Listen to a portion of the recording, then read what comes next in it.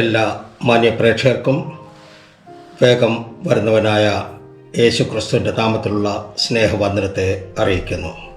മനുഷ്യന് മോക്ഷത്തിൻ്റെ അല്ലെങ്കിൽ രക്ഷയുടെ ആവശ്യകത എന്തുകൊണ്ട് വന്നു? ഇത് ഒരു മാന്യമായ ചോദ്യമാണ്. ഈ ഭൂമിയിൽ ജനിച്ച ഏതൊരു മനുഷ്യനും ജന്മന കർമ്മണ പാപിയാണ്.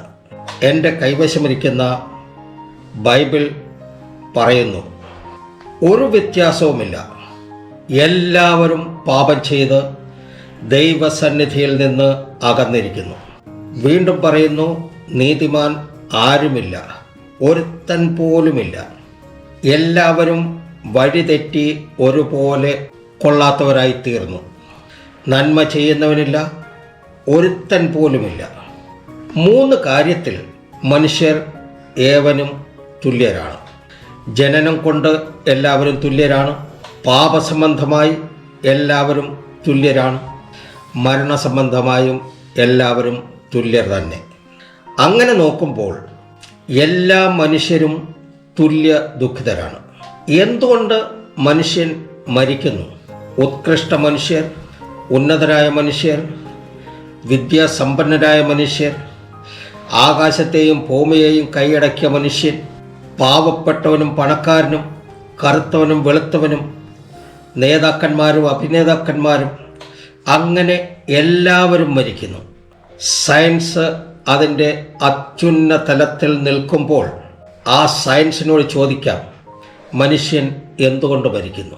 സയൻസ് പറയും അത് പ്രകൃതിയുടെ നിയമമാണെന്ന്. ധാർമ്മിക ഗുരുക്കന്മാരോട് ചോദിക്കട്ടെ, മനുഷ്യൻ എന്തുകൊണ്ട് മരിക്കുന്നു? ഉത്തരമില്ലാതെ അവർ തലകുനിച്ചിരിക്കും. എന്നാൽ ബൈബിളിനോട് ചോദിക്കുക, മനുഷ്യൻ എന്തുകൊണ്ട് മരിക്കുന്നു? ബൈബിൾ പറയും, പാപത്തിൻ്റെ ശമ്പളം മരണമത്രേ.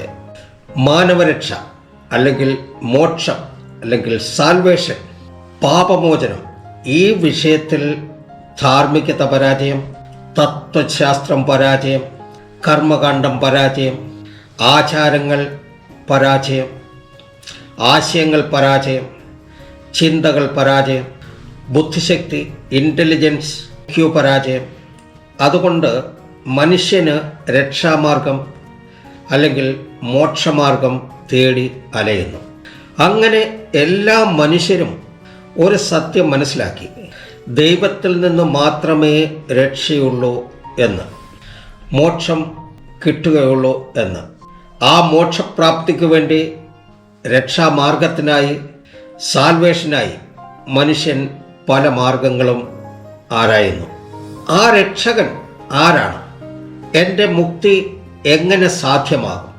ഇതിൻ്റെ എല്ലാം ഉത്തരം TMJ മിനിസ്ട്രീസിൻ്റെ ചാനലിലൂടെ അപ്ലോഡ് ചെയ്യുന്ന വീഡിയോകൾ യൂട്യൂബിൽ, ഫേസ്ബുക്കിൽ, ഇൻസ്റ്റാഗ്രാമിൽ, ടെലിഗ്രാമിൽ, വാട്സാപ്പിലൂടെ തുടങ്ങിയ സോഷ്യൽ മീഡിയയിലൂടെ എല്ലാം കാണാവുന്നതും മനസ്സിലാക്കാവുന്നതുമാണ്.